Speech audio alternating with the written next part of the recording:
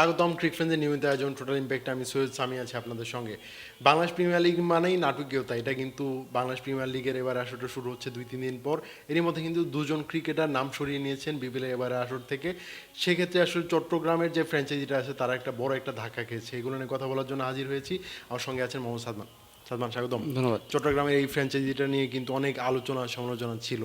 মাঝপথে আমরা শুনছিলাম যে ফ্র্যাঞ্চাইজিটাকে আসলে বাদ করে দেওয়া হচ্ছে, তাদের জায়গায় একটা ফ্র্যাঞ্চাইজি নেওয়া হচ্ছে চট্টগ্রামের, কিন্তু তারা আসলে বাদ পড়েনি। তবে বিপিএল শেষ মুহূর্তে যুক্ত হয়েছে নোয়াখালী ফ্র্যাঞ্চাইজিটা। তারা আসলে মানে সব মিলিয়ে একটা কম্প্যাক্টটা বিপিএলই হচ্ছে। তবে চট্টগ্রামের পিছু ছাড়ছে না আসলে বিতর্ক। এই শেষ মুহূর্তে দুইজন ক্রিকেটারের নাম সরিয়ে এনে এই বিষয়টাকে আসলে কীভাবে দেখছেন? আপনি দুজন ক্রিকেটারের কথা বলছেন, কিন্তু আমরা কিন্তু জানি যে আরও একজন ক্রিকেটার রয়েছে। মোট তিনজন ক্রিকেটার আসলে চট্টগ্রাম রয়্যালস থেকে আসলে সরে যাচ্ছে। মোটামুটি দুইজন মোটামুটি দুইজন শিওর এবং আরেকজন মোটামুটি কনফার্ম হয়ে গেছে, তিনিও আসছেন না। সো নামগুলো বলার আগে আসলে বলে নিই, প্রথমে চট্টগ্রাম রয়্যালস কিন্তু যেটা বলছিলেন যে বাদ হয়ে যাওয়ার একটা কথা উঠেছিল, তার জায়গায় নোয়াখালী আসার কথা ছিল, কিন্তু তার থাকার পরেও তারা কিন্তু অকশনের দিনে একটা বড় বাজিমাত করেছিল, সেটা মোহাম্মদ নাইম শেখকে আসলে কোটি টাকায় কিনে। তখন কিন্তু সেটা নিয়ে অনেক আলোচনা হয়েছিল যে নাইম শেখ আসলে এর চেয়ে দামি প্লেয়ার কিন্তু আসলে বিপিএলে কেউ ছিল না এই অকশনে। সো এইটা নিয়ে কিন্তু আসলে চট্টগ্রাম তখন একটা বড় একটা মানে আলোচনা জন্ম দিয়েছিল। এর মধ্যে মাঝখানেও কিন্তু আসলে এরকম কথা হচ্ছিল যে তারা আসলে টাকা পয়সা জমা দিতে পারেনি এবং এই ফ্র্যাঞ্চাইজিটা নিয়ে কিন্তু আসলে অনিশ্চয়তা রয়েছে, এরকম কথাও শোনা যাচ্ছিল। কিন্তু পরে কিন্তু তারা অফিসিয়ালি জানিয়ে দেয়, বিসিবি থেকে জানানো হয় যে তাদের আসলে এই জিনিসগুলো ক্লিয়ার হয়ে গেছে। আর আরেকটা বিষয় আসলে আমার কাছে সবচেয়ে বেশি খারাপ লাগছিল যে অন্য ফ্র্যাঞ্চাইজিগুলো একের পর এক বিদেশি ক্রিকেটার দিয়ে যেভাবে চমক দিচ্ছিল, সেক্ষেত্রে চট্টগ্রাম ফ্র্যাঞ্চাইজি কোনো বিদেশিদের নাম আসলে ঘোষণা করছে না। আমরা আসলে বিশ্বস্ত সূত্র থেকে বিভিন্ন ক্রিকেটারের নাম আসলে জেনেছিলাম। ক্রিক ফ্রেঞ্চির দর্শকরাই চট্টগ্রামের এই সাইনিংগুলোর ব্যাপারে সবার আগে আমাদের কাছ থেকে আসলে জেনেছিলেন, কিন্তু এই সাইনিংগুলো আসলে শেষ মুহূর্তে তারা নাম এখন এই যেটা সাইনিং কথা বলছেন, আগের যে বড় নামটা ছিল সেটা হচ্ছে আবরার আহমেদ, পাকিস্তানি স্পিনার। তিনি কিন্তু প্রথম তাদের বিদেশি সাইনিং, ডিরেক্ট সাইনিং ছিল। তাকে কিন্তু নিলাম থেকে নেওয়া হয়নি। হ্যাঁ, এই যে তিনজন প্লেয়ারের কথা বলছিলাম, তাদের মধ্যে আবরার আহমেদ একজন রয়েছেন যিনি পাকিস্তান থেকে আসলে এনওসি পাচ্ছেন না, এবং তাদের সাথে কথা বলে আমরা সূত্রের মাধ্যমে জানতে পেরেছি, এবং তাদের ব্যাটিং কোচ তুষার ইমরানও কিন্তু আমাদের কনফার্ম করেছে যে তাদের সাথে আসলে এনওসি নিয়ে একটু ঝামেলা হচ্ছে। তার যেহেতু সামনে ওয়ার্ল্ড কাপ রয়েছে, সেই প্রিপারেশনের জন্য, এবং তাদের শ্রীলঙ্কাতে সিরিজ রয়েছে, সব কিছু মিলে আসলে এনওসি তিনি পাচ্ছেন না, এবং সেইটা এখনও আসলে ঝুলে আছে। তিনি এখনও কনফার্ম করে বলেননি যে না আবার আসবেনই না, কিন্তু তারটা মোটামুটি বলা যায় যে কনফার্ম যে আসছেন না, হ্যাঁ, খেলতে হচ্ছে না। এবং আরেকজন প্লেয়ার যিনি তাকে নিলাম থেকে নেওয়া হয়েছিল, সেটা হচ্ছে নিরোশান ডিকওয়ালা, শ্রীলঙ্কান প্লেয়ার। তাকে কিন্তু আসলে এনওসি দেওয়া হচ্ছে না, তাকে নিয়েও কিন্তু আসলে শ্রীলঙ্কা বলা হয়েছে না। ডিকওয়ালা নিজেই আসলে কনফার্ম করেছেন যে তিনি ওয়ার্ল্ড কাপ প্ল্যানে আসলে আছেন, এবং সেই কারণে তিনি নিজেকে উইথড্র করে নিচ্ছেন। আর যেই ব্যাপারটা, যেহেতু বিশ্বকাপটা শ্রীলঙ্কায় এবং ইন্ডিয়াতে হবে, শ্রীলঙ্কার ম্যাচগুলো শ্রীলঙ্কাতে খেলবে, সেক্ষেত্রে ডিকোয়েলার এই সিদ্ধান্তটা আমার মনে হয় যে খুবই একটা ভালো ডিসিশন। নিজের দেশে থেকে ওই প্রস্তুতিটা নিতে পারলে আমার মনে হয় শ্রীলঙ্কা মানে এটা লাভবান। আরেকটা আসলে বড় নাম যেটা ছিল সেটা হচ্ছে পল স্টার্লিং। তাকে কিন্তু নিলামের পরে আসলে তারা অ্যাড করে, তিনিও আসলে উইথড্র করে নিয়েছেন।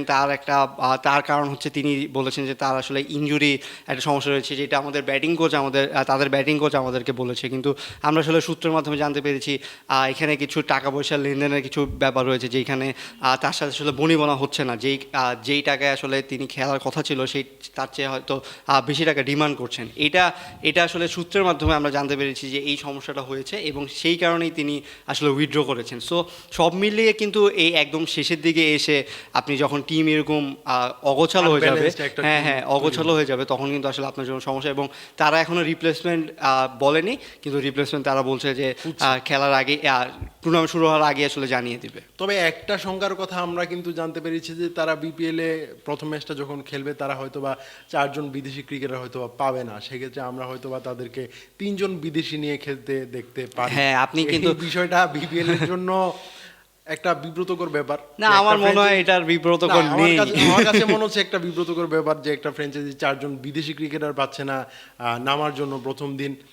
এর আগের বিপিএল আমরা আসলে দেখেছিলাম রাজশাহীর একটা ফ্র্যাঞ্চাইজি, তারা আসলে বিদেশি ক্রিকেটার ছাড়াই খেলতে ছাড়াই, সো সেই জন্য আমার কাছে বিষয়টার বিব্রতকর নেই। হ্যাঁ, সেটার জন্য। তবে এই জিনিসটা বিসিবি কতটা কিভাবে নেয় এটা আসলে আমার আসলে দেখার না বিষয়। এখানে আসলে ফ্র্যাঞ্চাইজিদের কিন্তু তবে একটা আমি শেষ বিষয় মুহূর্ত রয়েছে। পর্যন্ত চাইবো তারা যেন 4 জন বিদেশি ক্রিকেটার পায়, 4 জন নিয়ে যেন ফার্স্ট ম্যাচ থেকে মাঠে নামে।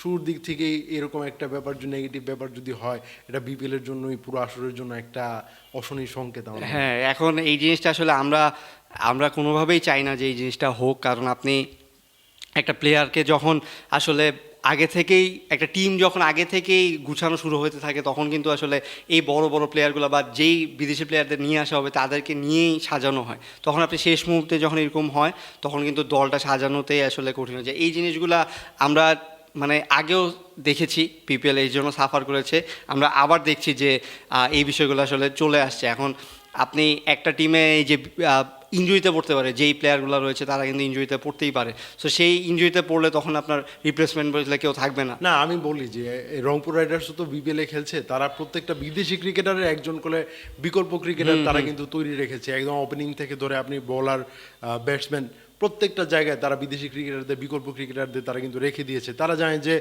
একজন ক্রিকেটার ন্যাশনাল ডিউটিতে হুট করে ডাক পড়তে পারে, তাছাড়া ইনজুরিতে পড়তে পারেন, অনেক সমস্যাই হতে পারে। আবার প্লেয়াররা শেষ মুহূর্তে নিজেদের মাইন্ড চেঞ্জ করে বিপিএল থেকে সরেও দাঁড়াতে পারেন, এরকম সিদ্ধান্ত কিন্তু অনেকবারই হয়েছে।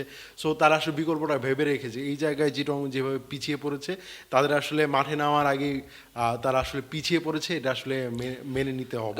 না মানে এখন একটা দুইটা আসলে ফ্র্যাঞ্চাইজি প্রত্যেকবারই থাকে যারা মানে এরকম একটা সমস্যার মধ্যে পড়ে এবং ফ্র্যাঞ্চাইজিটা নিয়ে প্রথম থেকেই একটা নেগেটিভ একটা ইম্প্যাক্ট থেকেই যায় যে এই ফ্র্যাঞ্চাইজিটা আসলে মনে হয় মানে বেশি বেশি একটা lasting করবে না। হ্যাঁ লাস্টিং করবে না বা তাদের পারফরমেন্স ওরকম হবে না। এখন আমরা এত দামি নামি দামি ফ্র্যাঞ্চাইজির ভিতরে আছি, সেইখানে আপনার এইসব সিম্পল মানে বেসিক জিনিস আপনি যখন কন্ট্রোল করতে পারছেন না তখন আসলে আপনার ফ্র্যাঞ্চাইজির মানটা কতটুকু সেটা আসলে কিন্তু আসলে বোঝা যায়। এখন তারা আসলে তাদের হাতে যারা রয়েছেন সেই নামগুলো যদি আপনি বলতেন যে তাদের আসলে বিদেশি কে কে রয়েছে। আমরা কিন্তু জানি যে তাদের 3 জন বিদেশি ক্রিকেটার কিন্তু এর মধ্যে কিন্তু সাইন হয়ে গেছে। একজনকে নিলাম থেকে নিয়েছিল, অ্যাঞ্জেলো পেরেরা, তিনি আসলে বিপিএলের শুরু থেকেই থাকছেন। তাছাড়া সাউথ আফ্রিকার ক্যামেরন ডেলপোর্ট থাকছেন, তাছাড়া পাকিস্তানের আরেকজন ক্রিকেটার আছেন কামরান গুলাম ব্যাটার, তিনি আসলে লেট অর্ডারে খেলে থাকেন, ফিনিশার হিসেবে খেলে থাকেন, তাকেও আসলে পাচ্ছে দলটা। এটা আসলে একটা ভালো ব্যাপার যে 3 জন বিদেশি অন্তত তারা আসলে কনফার্ম করতে পেরেছে শেষ মুহূর্তে। না এখন এই যে 3 জন বিদেশি আপনি এখনো কনফার্ম আসলে হয়নি কারা কারা খেলবে, সেইটা তাদের একটা চাপের বিষয়। আর আপনার এখন 26 তারিখেই কিন্তু আবার এসএ টি20 শুরু হয়ে যাচ্ছে, সো সেইখান থেকে আপনি কোনো প্লেয়ার পাচ্ছেন না। এখানে কিন্তু মানে প্লেয়ার অ্যাভেলেবিলিটির একটা বিষয় রয়েছে, কাকে পাবেন, কে আসলে খেলতে আসবে। সো আমার মনে হয় না যে 3 জন প্লেয়ারের নাম বললেন তারা থাকাটাই ইনাফ একটা দলের জন্য। একটা ফ্র্যাঞ্চাইজি টিমে আপনি শুধু যেখানে 4 জনের কোটা পূরণ করতে হয় সেখানে আপনার প্লেয়ারই আছে 3 জন, আপনার কোনো ব্যাকআপ নেই। বিষয়টা আসলে মানে কোটি টাকার একজন প্লেয়ার নিয়ে আপনি তো আসলে জিতবেন না বা টুর্নামেন্ট জিতবেন না। এখানে এই বিষয়গুলা তাদের জন্য কিন্তু আসলে কঠিন হবে। এবং আপনার নিশ্চয়ই মনে আছে জানেন যে শরীফুল ইসলাম এখানে খেলছেন, শাক মাহাদি খেলছেন। শাক মাহাদি কিন্তু আপনার নিশ্চয়ই খেয়াল আছে যে অকশনের দিনে একটা স্ট্যাটাস দিয়েছিলেন যখন টিম গুছাচ্ছিলেন তার কিন্তু একটা মানে এমন একটা স্ট্যাটাস ছিল যেটা কনফিউজিং একটা স্ট্যাটাস ছিল, সেখানে অনেক ধরনের আসলে মিনিং থাকতে পারে। সো টিমটা কিন্তু আসলে সেই কনফিউজিংভাবেই চলছে, টিমটাতে কিন্তু কনফিউশন দূর হচ্ছে না। এখন পুরা বিপিএলটা মানে ভালোভাবে রান করার জন্য আপনার সবগুলো ফ্র্যাঞ্চাইজিকে ভালোভাবে রান করতে হবে। সো সেই ক্ষেত্রে একটা ফ্র্যাঞ্চাইজিও যদি আপনার এই একটা মানে এরকম একটা ফেজের মধ্যে দিয়ে পার করে তখন কিন্তু পুরো ফ্র্যাঞ্চাইজি পুরো টুর্নামেন্টটাতে আসলে কালো দাগ পড়ে যায়। সো আশা করব যে আগের বারের তুলনা থেকে এবার হয়তো একটু ভালো হলেও ভালো হবে, কিন্তু যেভাবে আসলে জিনিসগুলো যাচ্ছে আমরা মনে হয় যে পুরানো যেরকম বিপিএল দেখেছি সেরকমই একটা বিপিএল সামনে আমরা দেখতে যাচ্ছি। ধন্যবাদ সালমান আমাকে সময় দেওয়ার জন্য। ধন্যবাদ। দর্শক, ক্রিক ফ্রেন্ডের নিয়মিত আয়োজনে আমাদের সঙ্গে থাকার জন্য ধন্যবাদ। পরবর্তী কোনো পর্বে অন্য কোনো বিষয় নিয়ে আবার কথা বলবো, সেই পর্যন্ত আমাদের সঙ্গে থাকুন।